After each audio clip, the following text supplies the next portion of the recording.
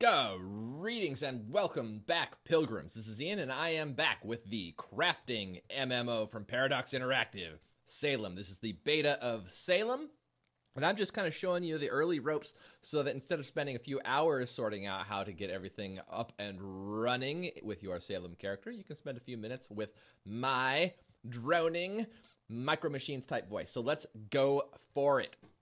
Let's see here. We are headed out into the wilderness, which, as I mentioned in the previous episode where we learned about the interface and the early things that you sort of can't do with the town, is not any risk at all. We can just wander right out into the wilderness, and we can always get back by using the adventure, travel, and to Boston button. We're not going to do that now because it would be a waste of our time.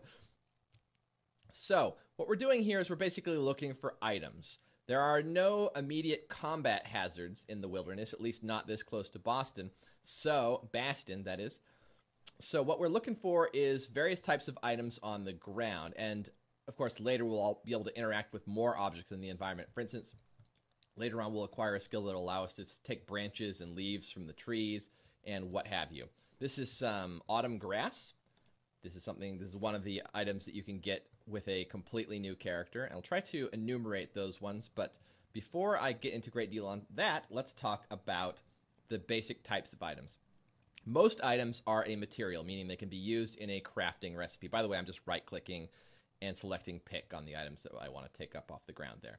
So most of them can be used in a crafting recipe of some sort or otherwise a component in something else. But some of the items in the game are also food items, meaning that you can replenish various stats, any of the four humors, in various quantities. For instance, milkweed root is a food. And as you see there under heals, it says 0, 3.1, 0, and 0. So that's going to heal one of the stats by a degree of 3.1, and the rest it won't heal to that degree, to any degree at all. And it's neat because if you have depleted, the stat you will see as you hover over a food, it will actually ghost in how much it's going to restore for you. So it gives a little visualization of what's going to happen there. Okay, so those are food items. You're going to need those to replenish your black bile in order to continue studying. Later, when there's combat, you'll need to replenish your health. But for most part, in the early game, you're going to be concerned with your black bile and your phlegm, because your phlegm, of course, is your vigor, and you're going to expend that when you're crafting and doing things of that nature. So important to keep those in mind. I'm at full on everything right now. So that's food. Now, there's also study items.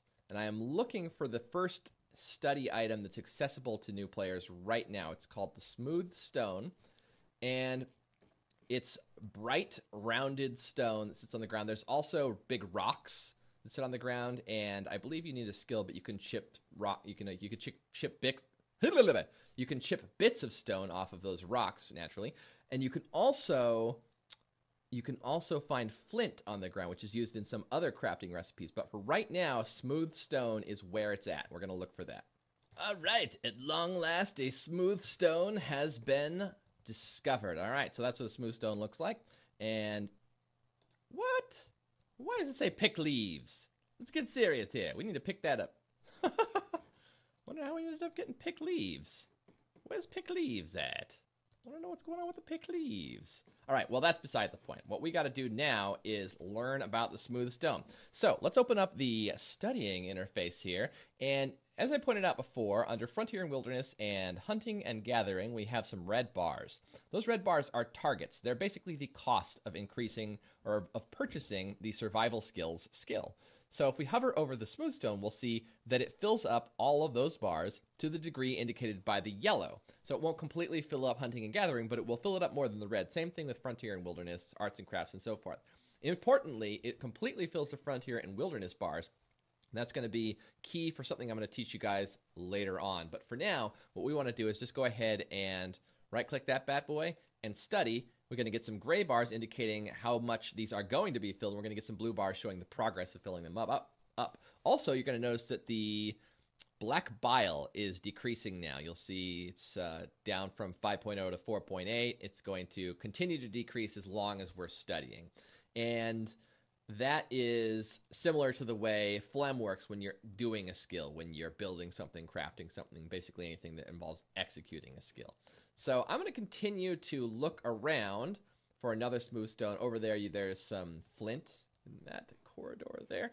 And see if I can't get another one so I can demonstrate another important skill progression mechanic in this game. So I will be back, and we shall explore that and look at the results of our first smooth stone study session. Ahoy!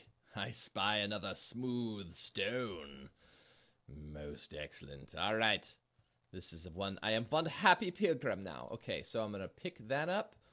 Sorry, I've now got another smooth stone in my inventory, but let's take a look at the situation with my skills here. All right, so I have studied up on the various things that I can study from the first smooth stone, and you'll notice that this bar has turned green. Why is this bar turned green? Well, if you want the answer to that mystery, you're going to have to wait a little bit longer, because what we're going to do first is actually purchase a survival skill.